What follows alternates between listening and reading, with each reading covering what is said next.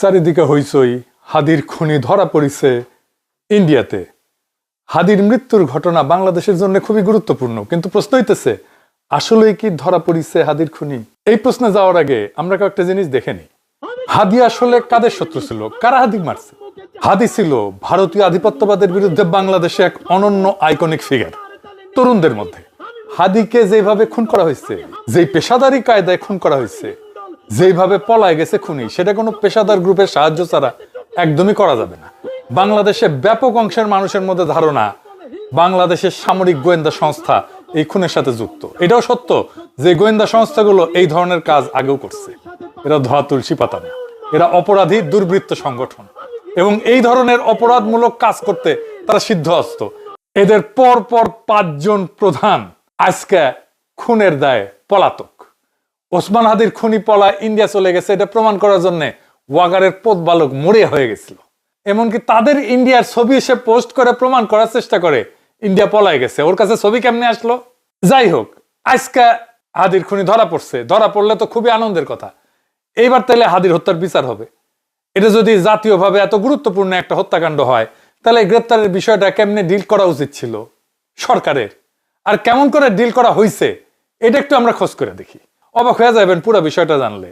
আসেন আমরা হাদির হত্যাকারীর গ্রেপ্তারের বিষয়ে কি কি অসঙ্গতি আছে সেটা দেখি, তারপর আপনারাই বিচার করে নিজের বিবেক বুদ্ধি দিয়ে বিবেচনা করে দেখেন আসলেই হাদির হত্যাকারী ধরা পড়ছে কিনা, বা এইটা কোনো সাজানো ঘটনা কিনা। আইএসপিআর বাংলাদেশের পত্রিকাগুলোতে হোয়াটসঅ্যাপে টেক্সট মেসেজ পাঠায় বিবৃতি যে এই গ্রেপ্তার ডিজিএফ এর গোয়েন্দা তথ্যের ভিত্তিতে করা হয়েছে। মানে ইন্ডিয়ার মধ্যে এমন গোয়েন্দা তথ্য ডিজিএফ এর কাছে আছে যেটা ভারত সরকারের কাছে নাই। মাইচ্ছে বাবা, মাখায় ফেলাইছে। তো এই ডিজিএফ এর তো ডেপুটেশনের রয়ে নিয়ে যাওয়া উচিত। হুদাই হুদাই রডে পালে কেন ইন্ডিয়া? তা আইএসপিআর কে উদ্ধৃত করে প্রথম আলো নিউজ করে, দেখেন। পরে এটা আবার এডিট করে আইএসপিআর এর কথা মুছে দেয়, এটাও দেখেন। পাশাপাশি দেখান এডিটর সাহেব, দেখেছেন কেন মুছে দেয়? আর কেনই বা আইএসপিআর এত আগ বাড়ায় কথা বলে? এটা তো একটা সিভিল ইস্যু, মিলিটারি ইস্যু তো না। কথা বলবে স্বরাষ্ট্র মন্ত্রণালয়, বিবৃতি দেবে পুলিশ, আর্মি না। আর্মি তো তারা ধরে নাই হাদির খুনিরে। প্রথম আলোর এডিট করার আগের আর পরের দুইটা নিউজই দেখেন আপনি। এটার কি ব্যাখ্যা? ঢাকা টাইমসে একই কথা বলা হয়েছে যে ডিজিএফ এর তথ্যের ভিত্তিতে এই গ্রেপ্তার হয়েছে। চ্যানেল 24 বলতেছে ডিজিএফ এর ডিজি ইন্ডিয়া গিয়া চাপ দিছে, তাই ধরিছে। দেখেন, ওরে আমার চাপ রে। তো চাপ দিলেই যদি ইন্ডিয়া ধইরা ফেরত পাঠায় দেয়, তো চাপ আগে দেওয়া হইলো না কেন? এই চাপ দেওয়ার জন্য কি ডিজিএফ এর চিফ ইন্ডিয়া গেছিল? আমাদের ভালছুন পাইছে। রাষ্ট্র কি এভাবে চলে? আমাদের ধুর পাইছেন। ডিজিএফ এর কাছে যদি সত্যিই গোয়েন্দা তথ্য থাকে, তাহলে সেটা বাংলাদেশ পুলিশকে দেবে আগে, তাই তো? এটা তো নিয়ম, এটা তো আইন, এটা তো রীতি। পুলিশ তার চ্যানেলে ইন্ডিয়ার পুলিশকে পাঠাবে। এটা তো জেমস বন্ডের সিনেমা না যে গোয়েন্দা প্রধান যায় আর একটা দেশে যায় চাপ দেবে আর ওইখানে কাম হয়ে যাবে। আচ্ছা ধরলাম আইএসপিআর এর দাবি অনুযায়ী ডিজিএফ এর সুনির্দিষ্ট তথ্য অনুযায়ী কলকাতার পুলিশ ধরিছে বা পশ্চিমবঙ্গের পুলিশ ধরিছে। সুনির্দিষ্ট তথ্য কথাটা মনে রেখেন, দেখেন আছে তো, তাই না? সুনির্দিষ্ট তথ্য কথাটা আছে নিউজের মধ্যে, তাই না? আচ্ছা, এইবার কলকাতার মিডিয়া এবিপি আনন্দের একটা লাইভ দেখেন। সেখানে কইতেছে সাংবাদিক যখন হাদির খুনিদের ধরে পশ্চিমবঙ্গ পুলিশ, তখন তারা কে কারে গ্রেপ্তার করছে সেটা পুলিশ জানতো না। শুনে নাকি? আর এইটা সাহেব দেখাই দেন যে এটা এবিপি আনন্দের পেজ। এবং সেই মতো সেই খবর পাওয়ার পর দুজনকে প্রথমে আটক করে, কিন্তু প্রথমে যারা জানতে পারেননি যে এরা কারা, তাদের দুজনকে আটক করার পর যখন জানতে পারেন বেঙ্গল পুলিশ এসটিএফ, কারণ ইতিমধ্যে তাদের ছবি সার্কুলেট করা হয়েছিল, বিভিন্ন জায়গায় জানানো হয়েছিল, সেখান থেকে জানা যায় যে এই দুজন আর কেউ না, এই দুজন হচ্ছে একেবারে ওসমান হাদি খুনের ঘটনায় যে প্রধান 2 অভিযুক্ত, যার মধ্যে ফয়জাল করিম মাসুদ, যার বাড়ি বাংলাদেশের পটুয়াখালীতে, ফয়জালের ডাকনাম রাহুল, অন্যদিকে আলমগীর হোসেন, যার বাড়ি বাংলাদেশের ঢাকাতে। শুনিছেন, দেখেছেন? সুনির্দিষ্ট তথ্যের ভিত্তিতে ধরলো আর তাদের পরিচয় জানে না। এটা কিছু হইল? আমাদের ধূর পাইছেন, ভালসুন ভাবিছেন। তারপরে আসিফ নজরুল বিএনপির মিডিয়া সেল এআই জেনারেটেড ছবি দিয়ে স্ট্যাটাস মারা শুরু করলো, দেখেছেন? একই রকম কেমনে কি? আর এক আছে বাটপাট টাকলা সাদি, চেনেন না? চেনেন না? আরে বাপরে, এদের তো চেনা দরকার। এটা বিশাল বিশাল জ্ঞানী ব্রেনটি মানুষ আর কি, পুরাই নলেজ আর কি, বুঝছাও। হুই এত বড় বাটপার, আন্তর্জাতিক মানের বাটপার। ও প্রতারণার দায়ে গ্রেফতার হয়েছিল, জালিয়াতির দায়ে, বিএনপি নেতা। এই বাটপার খালেদা জিয়ার উপদেষ্টা ছিল, মানে ক্যাঙ্কা মানুষকে উপদেষ্টা বাড়াইছিল 2015 সালে। সে আমেরিকার 6 জন কংগ্রেসম্যানের স্বাক্ষর জাল কইরা একটা বিবৃতি তৈরি করে, সে বিবৃতি আবার গণমাধ্যমে পাঠায়। ধরা পড়ার পরে চারিদিকে সিসি ওঠে।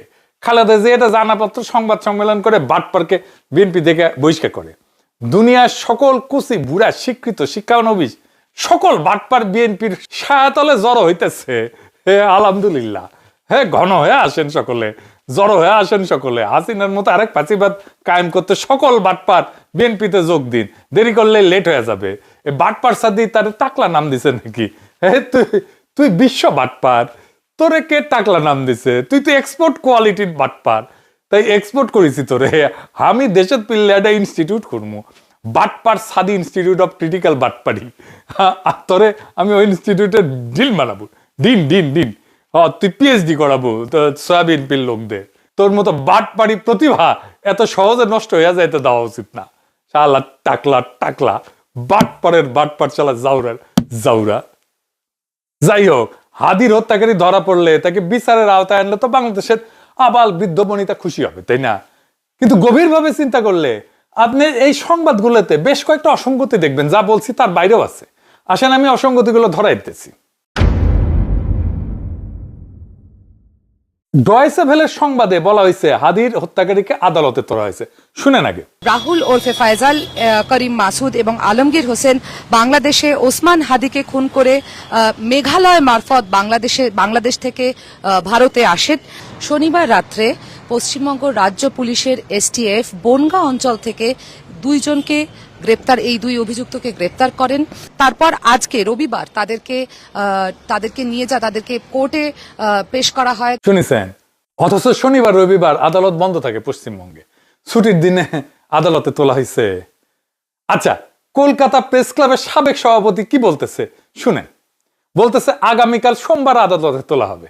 অনেকদিন ধরেই বাংলাদেশ ওসমান হাদির হত্যাকারীকে খুঁজছিল এবং তাদের যদি আজকে ভারত পশ্চিমবঙ্গের পুলিশ গ্রেপ্তার করে থাকে সেটা নিঃসন্দেহে একটা ইতিবাচক দিক।